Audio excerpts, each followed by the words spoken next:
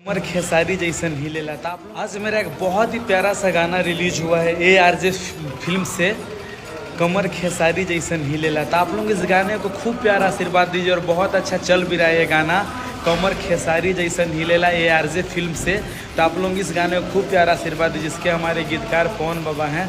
तो सबको दिल से लव यू। जो भी तो भाई लोग देखा आपने खेसारी लाल का गाना आना तो बंद हो गया है, क्योंकि दोस्तों खेसारी लाल एग्रीमेंट में फंस चुके हैं। लेकिन दोस्तों खेसारी लाल के नाम पर गाना आना बंद नहीं हुआ है, क्योंकि खेसारी लाल का चाहने वाले मोनू अलबेला खेसारी लाल के नाम पर गाना गाते रहते हैं। उसी तरह फिर एक बार मोनू अलबेला खेसारी लाल के नाम पर गाना गा दिया है, जो कि भोजपुरी इंडस्ट्री में तहलका मच गया है। तो जिस गाना का नाम है कमर खेसारी जैसा हिलेला, और इस गाना को खेसारी लाल के राइटर पवन पांडे लिखे हैं। तो खेसारी लाल का गाना नहीं है, इसीलिए पवन पांडे इस गाना को लिखे हैं खेसारी फैंस को एंजॉय करने के लिए लिखा है। तो दोस्तों जाइए इस गाना को सुनिए और एंजॉय कीजिए खेसारी फैंस। तो दोस्तों अगर आप मेरे चैनल पर नए हैं तो इस चैनल को सब्सक्राइब कर दीजिए और बेल आइकन दबा दीजिए, ताकि हर अपडेट इसी तरह आप लोग पर सबसे पहले जाए।